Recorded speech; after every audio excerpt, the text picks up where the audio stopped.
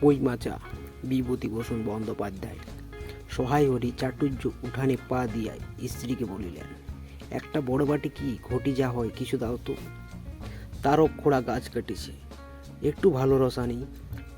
স্ত্রী অন্নপূর্ণা খড়ের রান্না করে দেওয়ায় বসিয়া শীতকালে সকালবেলা নারিকেল তেলের বোতলে ঝাঁটার কাঠি পুড়িয়া 2 আঙুলের সাহায্যে ঝাঁটার কাঠি লগ্ন জমানো তেলটুকু সংগ্রহ করিয়া চুলে মাখাইতেছিলেন।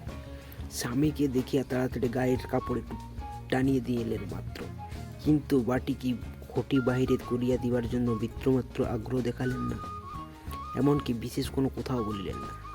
সহায় হরি অগ্রবর্তী হইয়া বললেন, কি হয়েছে, বসে রইলেন যে, দাও না একটা ঘটি। আহ, খেন্তি ডেন্তি সব কোথায় গেল এরা? তুমি তেল মেখে বুঝি ছবে না?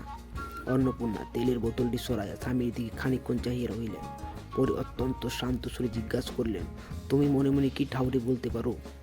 স্ত্রীর অতিরিক্ত রকমের শান্ত সুর সহায়ের মনে বিন্তির সঞ্চার বলল। ইহা যে ঝড়ের অপ্রগতির পূর্বের আকাশের স্থির ভাব মাত্র, তাহা বুঝিয়া তিনি মরিয়া পড়িয়া ঝরে পড়ে রইলেন। একটু আমতা আমতা করি কহিলেন, কেন, কি আবার কি? অন্নপূর্ণা পূর্বাক্ষেপা শান্ত সুরে বলিলেন, দেখো, রঙ্গ করো না বলছি, ন্যাকামি করতে হয় অন্য সময় করো। তুমি কিছু জানো না কি? কিছু খোঁজ রাখো না? এত বড় মেয়ে যার করে সে মাছ ধরে আর রস খেয়ে দিন কাটায়, কি করে তা বলতে পারো? গায়ে কি গুজব রটছে জানো? সহায় হয়ে আশ্চর্য হইয়া জিজ্ঞাসা করলেন, কেন, কি গুজব? কি গুজব জিজ্ঞাসা করে গিয়া চৌধুরী বাড়ি কেবল বাগদি দুলে পাড়ায় ঘুরে ঘুরে জন্ম কাটালেন ভদ্রলোকের গায়ে বাস করা যায় না, সমাজে থাকতে হলে এই রকম মেনে চলতে হয়।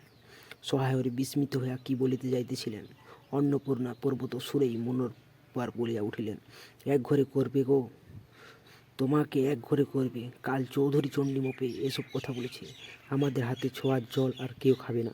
আশীর্বাদ হয়ে মেয়ের দিন বিয়ে হলো না।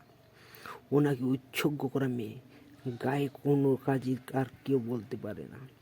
যা হয়েছে ভালোই হয়েছে তোমার, এখন গিয়ে দুলে বাড়ি বাগদি বাড়ি উঠে বসে দিন কাটায়।